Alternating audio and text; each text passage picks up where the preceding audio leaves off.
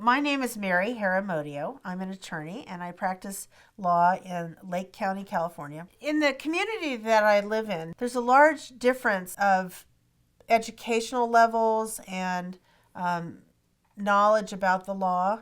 And so there are individuals who come in who really have absolutely no clue about what they need to do, where they have to go, what their rights are, and that sort of thing. So the thing that I think is one of my strengths is that I can explain the law and what their rights are or what they can and can't do in an everyday tone. So I don't throw a lot of legalese in. I don't use a lot of big words that, sound great but are not really explanatory to the person. And a lot of people come in very emotional. They've had their rights, impinged in some way, and they think they want to go after this person or do this or do that. And sometimes you just have to talk them through that and explain that the reality is that they might be able to do something, but they might just spend a lot of money paying the attorneys and paying for court fees, and they may not get the result that they want. And so whether you have a PhD or whether you have a fourth grade education, I can explain those matters without getting into a bunch of legal jargon. Bringing the law into everyday life is what I think is the most important thing.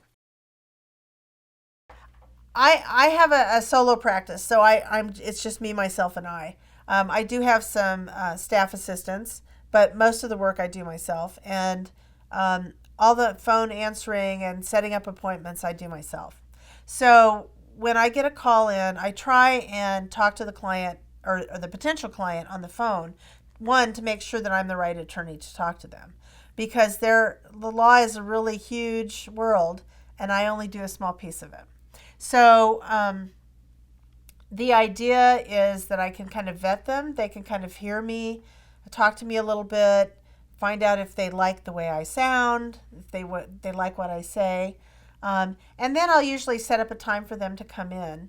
And during that visit in the office, or if I have to go out to their home to the home, we will discuss what the issues are, why they think they need to have an attorney, what their concerns are. I usually send people home with homework, frankly. So if they have estate planning in mind, or if that's what we decide they need, then I'll give them a list of questions of things, the information they need to provide to me so that I can do the right documents for them.